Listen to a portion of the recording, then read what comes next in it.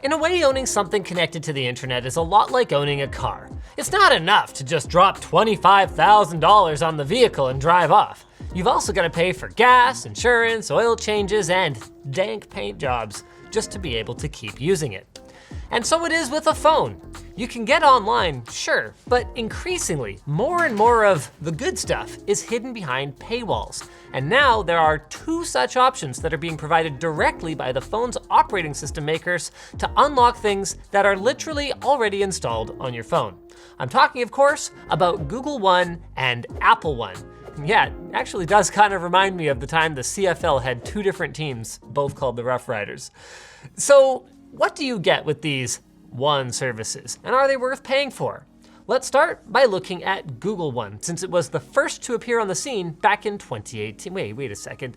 Apple copied Google at something? Anyway, at first, it was merely an expanded cloud storage subscription, and it still does offer quite a bit more storage than Google's free storage option if you're willing to fork over the cash.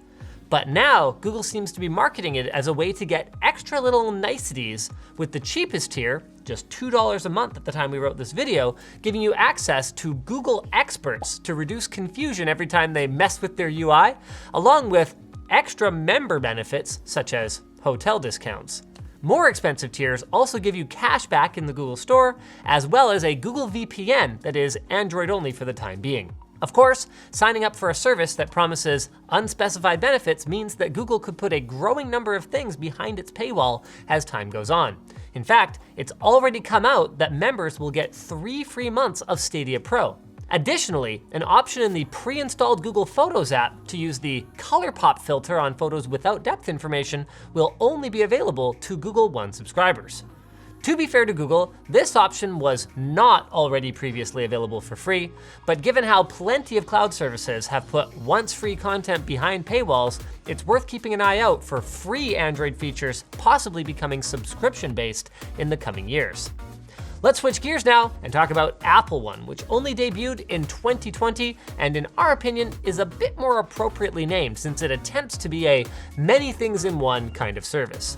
You do get expanded storage on iCloud, similar to Google's offering, but there are other services bundled that you might be more used to paying separate monthly fees for, like Apple Music, Apple TV Plus, and Apple Arcade.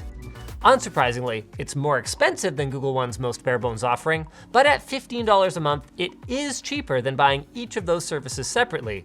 That is assuming, of course, that you wanted all of them in the first place. Apple Arcade subscribers, raise your hands.